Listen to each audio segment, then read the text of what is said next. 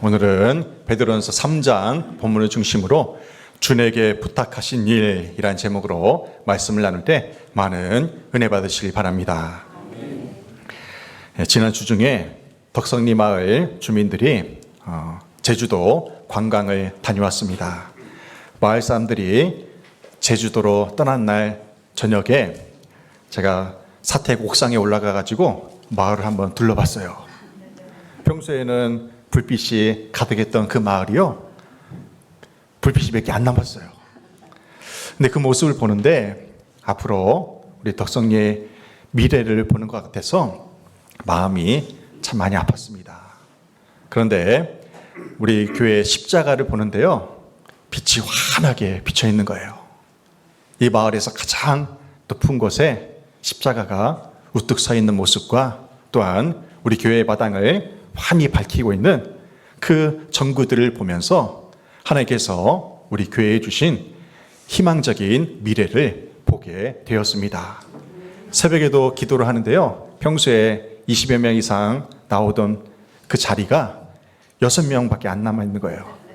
그런데도 하나님께서 그 남은 자들을 통해서 기도의 자리를 지키게 하시고 하나님께서 우리 교회를 믿음의 반석에 굳게 세워가신다는 그 은혜를 깨닫게 되었습니다. 사람들은 누구나 자기 자리가 있습니다. 어떤 분은 그래요. 예배당에 자기 자리를 딱 맡아놓고 성경책도 그 자리에 놓고 가방도 두고 항상 그 자리에서 예배를 드려야 편하대요. 근데 누군가가 그 자리에 앉은 거예요. 그래서 이분이 시험 들어가지고 교회를 안 나온 적도 있어요. 내가 예배 드리는 좌석이 중요한 게 아니죠. 그죠? 하나님을 예배하러 나오는 그 마음이 중요하다는 것입니다. 새벽 기도 하시는 분들은 새벽 기도의 자리를 지키시기 바랍니다. 교사는 교사의 자리를 지키고 성가대는 성가대의 자리를 지키고 또한 여러 가지 봉사하고 섬기는 자리를 여러분들 힘써 지키시길 바랍니다. 우리가 그 자리를 지키는 중에 하나님께서 영광 받으시고 우리 덕성교회가 더욱더 믿음의 반석에 굳게 세워질 줄로 믿습니다. 올해 85세 된 이영기 원사님이 저에게 그런 말씀 하시더라고요. 이 나이에 이제 성가대 그만해야 되겠어요. 이 자리에 앉아있기가 그래요. 그러시더라고요. 제가 그랬어요. 그 연세에도 하나님을 찬양하며 성가대를 지키는 것이 얼마나 아름답고 선한 일입니까? 훗날 덕성교회의 역사를 돌아볼 때에 이영기 권사라는 분이 90이 넘어서도 성가대를 했다더라, 이 이야기가 나오면 얼마나 그 가문의 영광이 되겠습니까? 하나님이 얼마나 영광을 받으시겠습니까? 오늘 예배에 참여한 여러분도 하나님이 기뻐하시는 자리를 잘 지키셔서 주님 앞에 섰을 때에 착하고 충성된 종아 잘했다 칭찬받으시기를 주님의 이름으로 축원합니다. 아멘. 베드로 사도는 그리스도인이 고난의 시대에 어떻게 사명을 감당해야 하는가에 대한 해답을 오늘 본문에서 제시를 합니다. 우리가 알다시피 초대교회는 큰 환난의 시대였어요. 대박해의 시대였습니다. 도망 다니기 바빴어요. 그리고 결여시만한 그 믿음조차 지키기 힘든 그 시대 속에서 베드로 사도가 이렇게 사명을 감당하라 그렇게 권면을 합니다. 요즘으로 말하면요, 바쁘고 먹고 살기 힘든 시대에 그리스도인이 어떻게 사명을 감당할 수 있는지에 대한 해답을 제시하고 있어요. 그 해답을 3가지로 제시하는데요, 첫째는 예수 그리스도의 사역입니다. 예수 그리스도는 고난 가운데서 어떻게 사명을 감당하셨는가. 그리고 두 번째는 노아의 사역이에요. 노아는 고난의 시대에 어떻게 사명을 감당했는가. 그리고 마지막으로 우리 지금 오늘을 살아가는 성도의 사역입니다. 오늘 살아가는 우리 믿음의 지체들은 어떻게 사명을 감당해야 하는가. 오늘 본문을 통해서 우리에게 답을 제시해 줍니다. 먼저 예수 그리스도의 사명입니다. 사도행전 3장 1, 2절 말씀입니다. 데오빌로여, 내가 먼저 쓴 글에는 무릇 예수께서 행하시며 가르치시기를 시작하심부터 그가 택하신 사도들에게 성령으로 명하시고 승천하신 날까지의 일을 기록하였노라. 아멘. 사도행전을 기록한 누가는 데오빌로라는 로마의 고위 관료에게 편지를 쓰면서 먼저 편지를 보냈던 누가복음을 5개의 동사로 요약을 하면서 사도행전을 시작을 합니다. 사도행전을 기록한 누가가 누가복음을 5개의 동사로 요약한 그 말씀이 뭐냐면요, 행하시며 가르치시고 그리고 사도들을 택하시고 성령으로 명하시고 그리고 승천하신 일, 이것이 누가복음의 핵심 내용이라는 것입니다. 누가복음은 이 5개의 핵심 동사로 구성되어 있는 거예요. 예수님은 이 땅에 성육신하셔서 사명을 완수하시고 마침내 하늘로 승천하셨습니다. 더 나아가 신약성경의 순서를 보면 예수님의 행함의 사역이 얼마나 중요한 것인가를 알 수가 있습니다. 여러분들 신약성경의 순서를 보세요. 사복음서로 시작을 합니다. 마태, 마가, 누가, 요한복음으로 시작을 해요. 그 다음에 사도행전이 나오고 그 다음에 로마서, 고린도전서, 갈라디아서, 이 순서로 나아갑니다. 이 순서가요 굉장히 중요합니다. 신약성경의 첫 시작인 사복음서는 예수님이 이 땅에서 행하신 일들을 기록한 책이에요. 그리고 그 다음에 이어지는 사도행전은요, 예수님의 행하심을 본받아 살았던 제자들의 행함을 기록한 책입니다. 그리고 로마서는 교리서라고 하는데요, 로마서, 고린도전서, 갈라디아서, 이런 책을 교리서라고 하는데 이 교리서는 무엇이냐면 예수님의 삶을 해석한 책이라는 것입니다. 예수님이 이 땅에 오셔서 먼저 행하셨다는 것이죠. 그리고 그 예수님에 대한 삶을 해석한 그 내용들이 그 다음에 나온다는 거예요.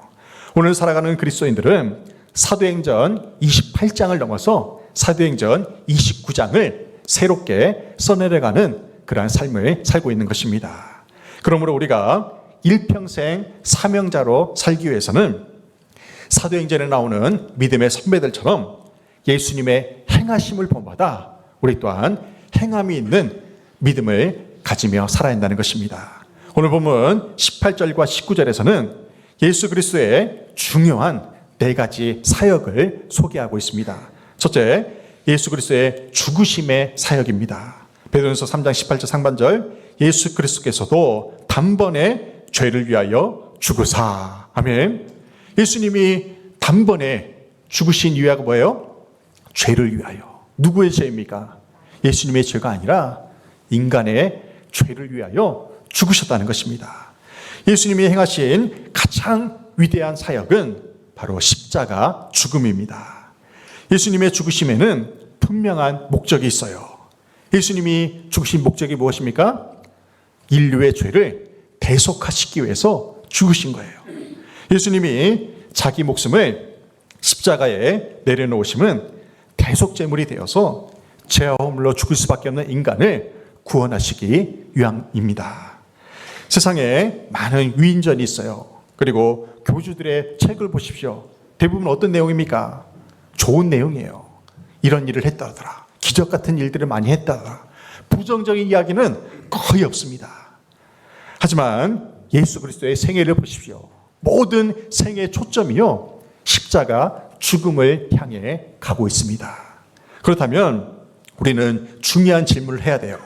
주님이 왜 십자가에서 죽으셔야만 했을까요? 이 질문에 대한 해답을 우리는 갖고 있어야 됩니다. 우리 교회 집사님이 초등학교 4학년 손녀딸에게 이런 질문을 받았대요. 전화가 왔대요. 할아버지, 예수님이 왜 십자가에서 죽으셨어요? 물어봤대요. 몇 학년이요?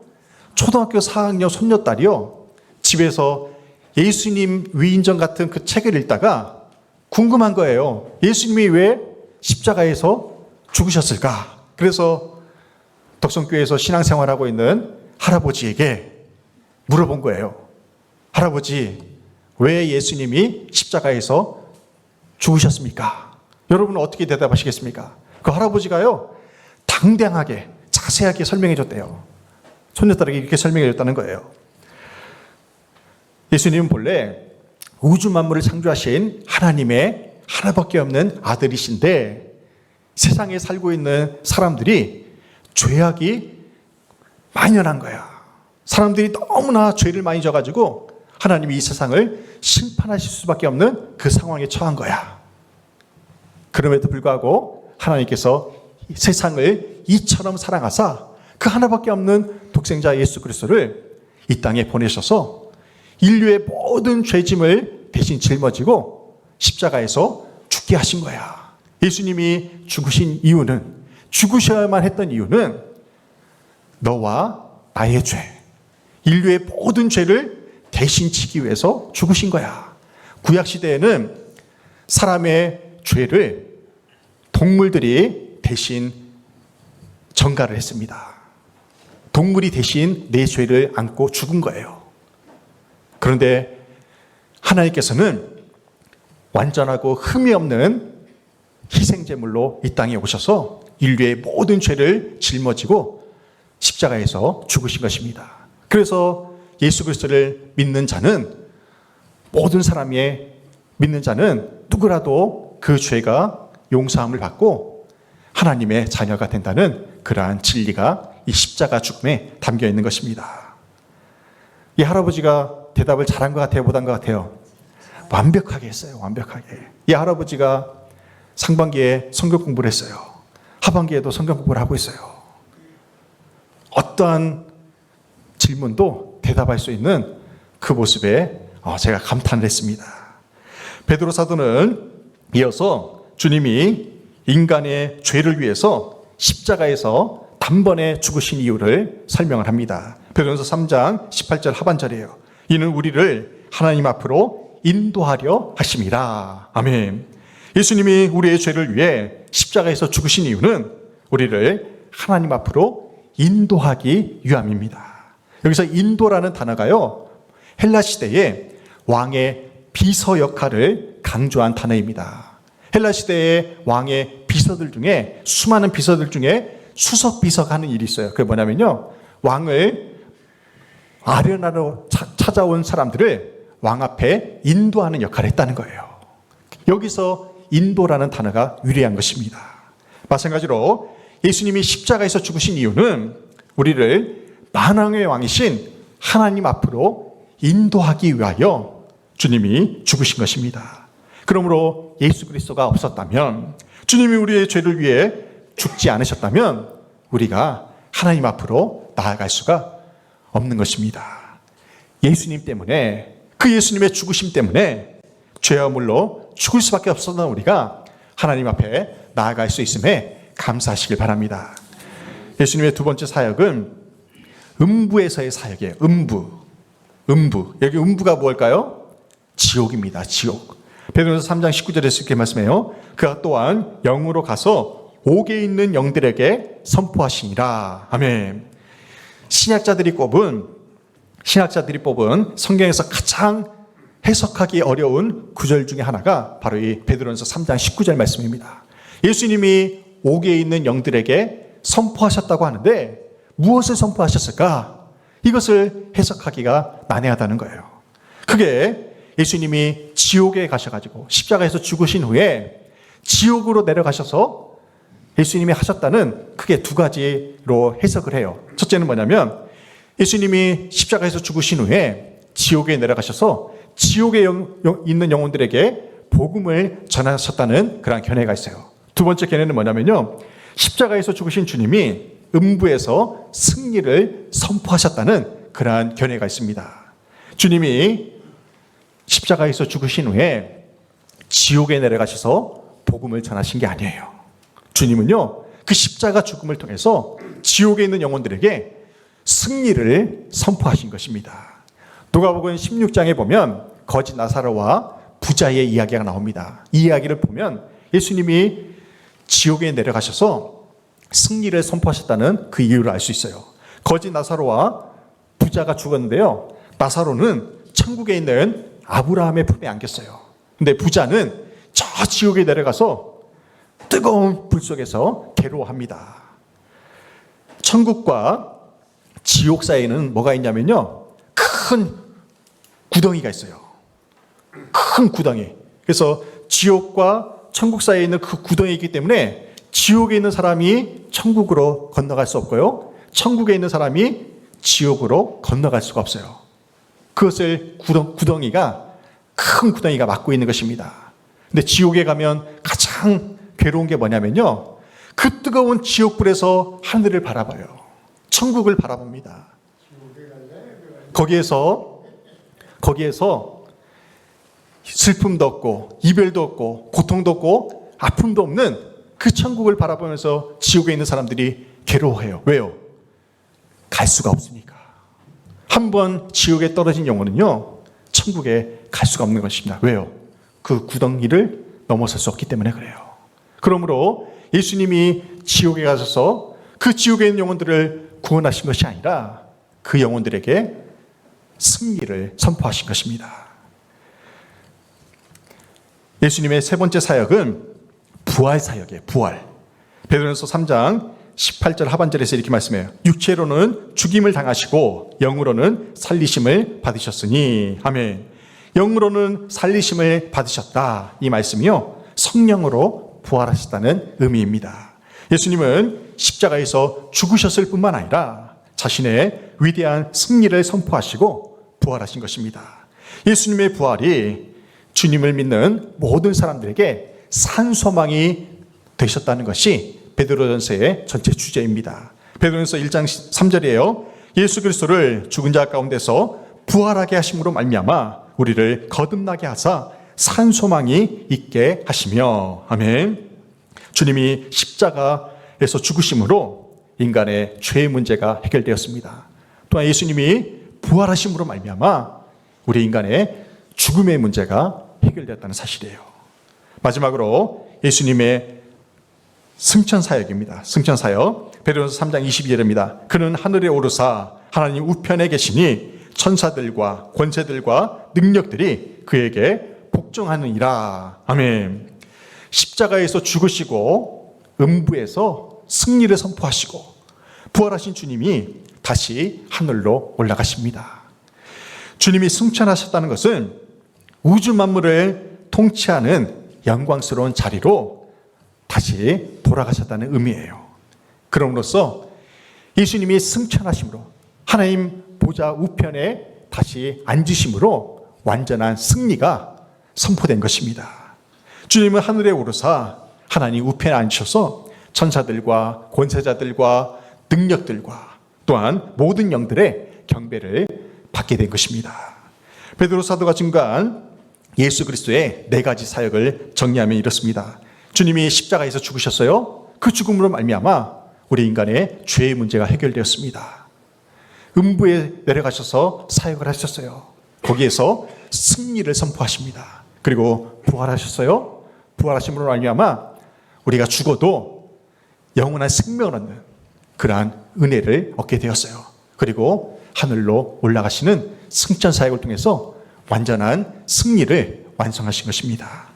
베드로가 예수 그리스도의 사역을 여기서 언급한 이유가 무엇입니까?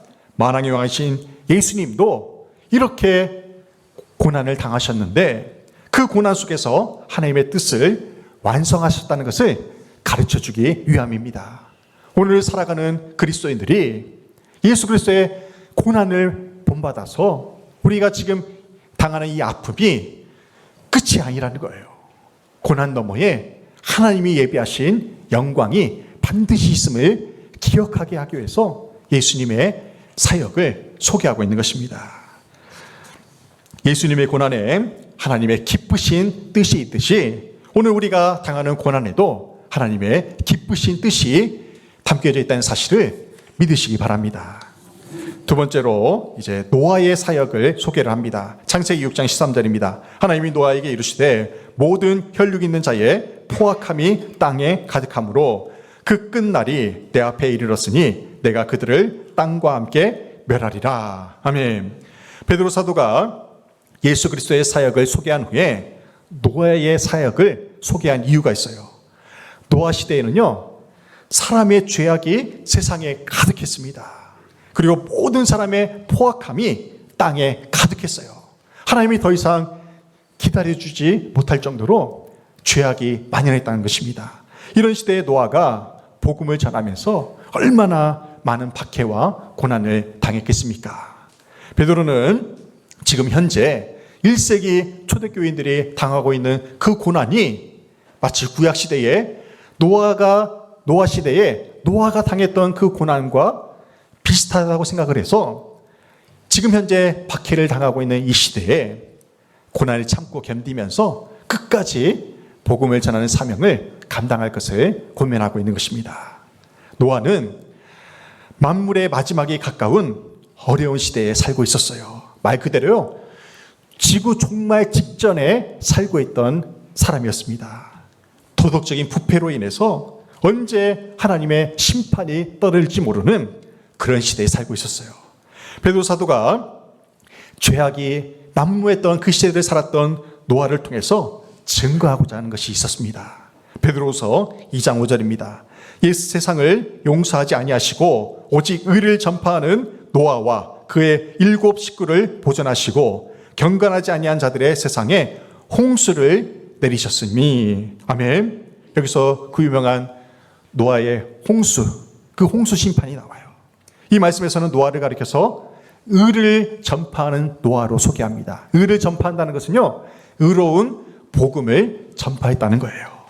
하나님은 세상의 죄악에 대해서 오래 참으시면서 노아를 세상 모든 사람들에게 복음을 전파하게 하셨습니다. 종말의 시대를 살고 있는 우리 그리스도인들이 이 어지러운 세상에서 해야 할 일이 무엇입니까? 노아처럼 의로운 복음을 전파한다는 것입니다. 그런데 노아가 복음을 전파했을 때 몇 사람이 그 복음을 받아들였습니까? 베드로전서 3장 20절이에요. 방주에서 물로 말미암아 구원을 얻은 자가 몇 명뿐이니 겨우 몇 명이요? 8명이라.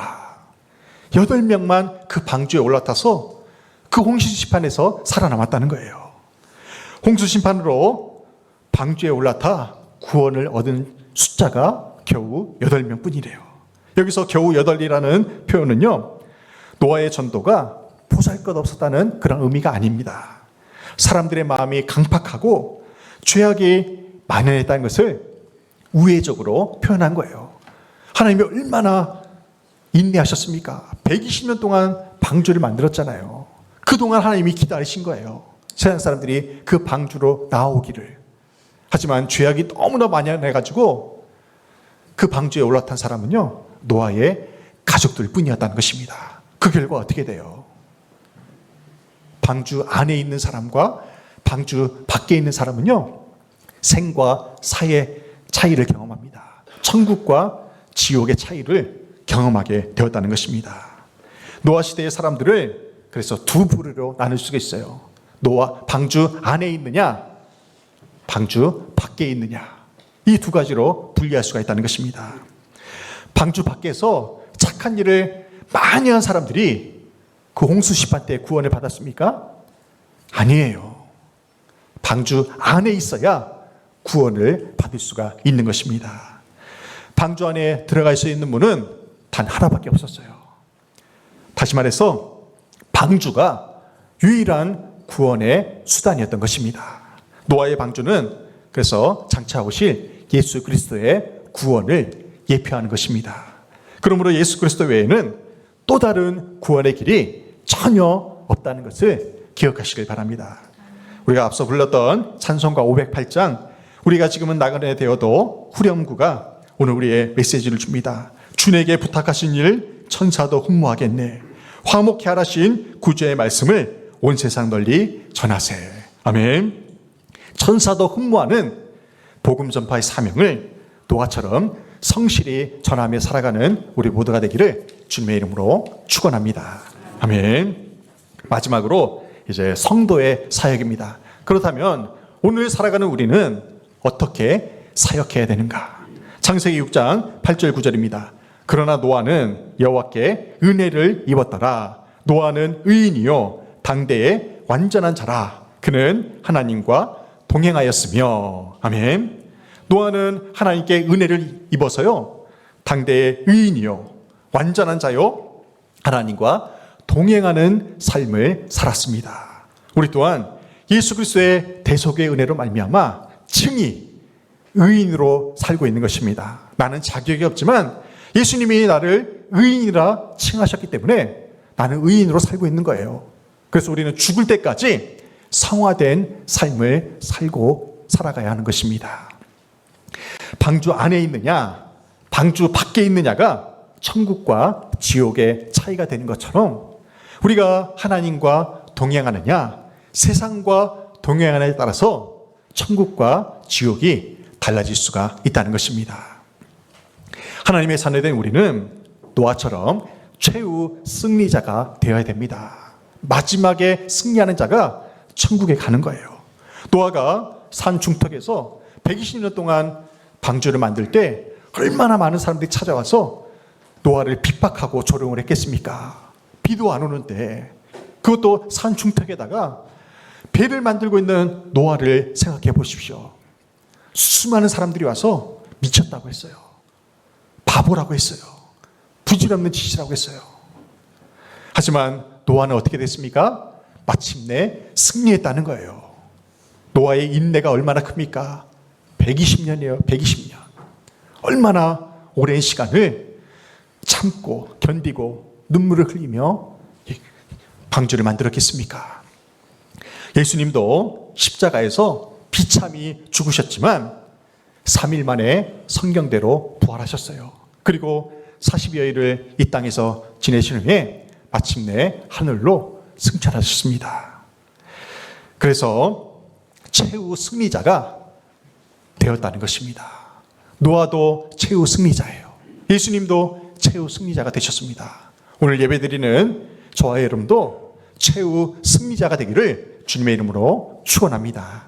아멘. 터키에서 복음을 전했던 김요한 선교사님이 계세요. 김요한 선교사님.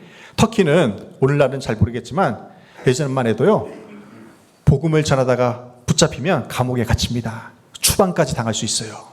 왜요? 그 나라가 이슬람 나라이기 때문에 그래요. 그래서 무서운 나라입니다. 근데 요즘은 좀 달라졌을 것 같아요. 근데 그 당시에 선교사님이 터키에서 복음을 전하다가 경찰에게 붙잡혀가지고요, 경찰서 안에서 머리를 벽에 심하게 부딪혔대요.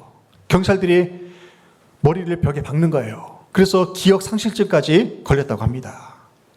또 하루는 풀려나가지고 복음을 전하다가 또 잡혔어요. 그랬더니 이번에는요, 취조도 안 하고 조사도 안 하고 바로 지하 감옥으로 끌고 가더래요. 거기서 몽둥이 지리며 엄청나게 피가 터지도록 그렇게 매를 맞았다고 하는 거예요. 근데 김요한 선교사님이 하나님께 하소연하면서 이렇게 기도했대요. 하나님, 제가 언제까지 이렇게 매를 맞아야 됩니까? 언제까지 이렇게 고난을 당하면서 복음을 전해야 됩니까? 하나님께 하소연하면서 그렇게 터키에서 선교를 했다는 거예요.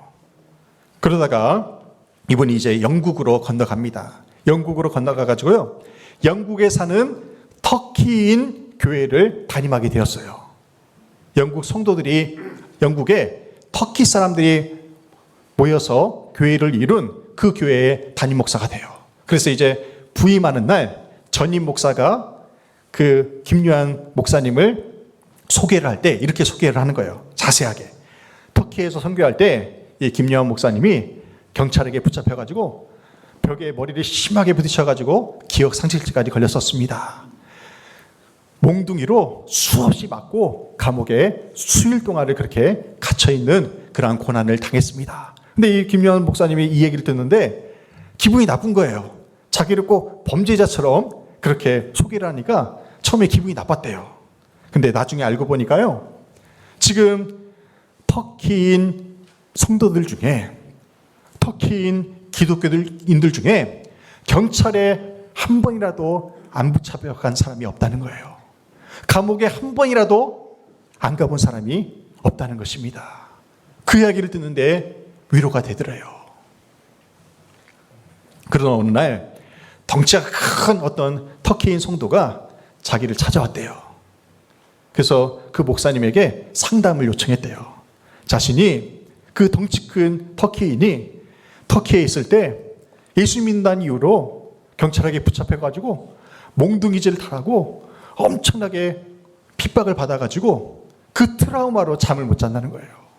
그래서 목사님을 찾아왔대요. 그러면서 목사님 품에 안겨가지고 그 터키인 성도가 이렇게 물어보더래요. 목사님은 아시지요? 목사님은 제 마음 아시지요? 그렇게 질문하는데 두 분이 공감대가 있잖아요.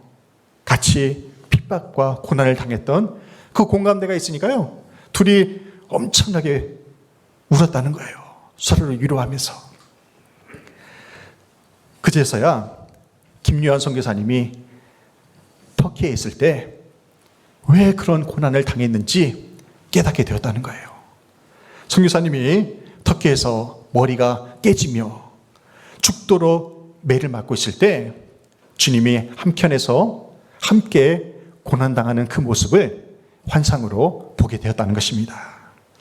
우리 믿음의 사람들의 고난에는 하나님의 숨겨진 뜻이 있습니다. 우리에게 다가온 그 고난을 믿음으로 이겨낼 때 우리와 비슷한 고난을 겪고 있는 그들을 치료하는 상처 입은 치유자로 쓰임받을 수가 있다는 사실입니다. 우리의 고난에는 하나님의 숨겨진 계획이 반드시 있다는 사실을 기억하시길 바랍니다.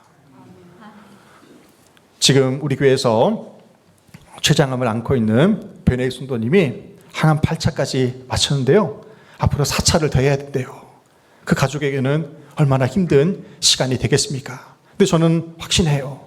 이 고난을 통해서 우리 변혜익 성도님을 상처 입은 치유자로 사용하실 것을 저는 기도하고 기대하며 바라고 있습니다. 하나님의 고난에는 반드시 계획이 있어요.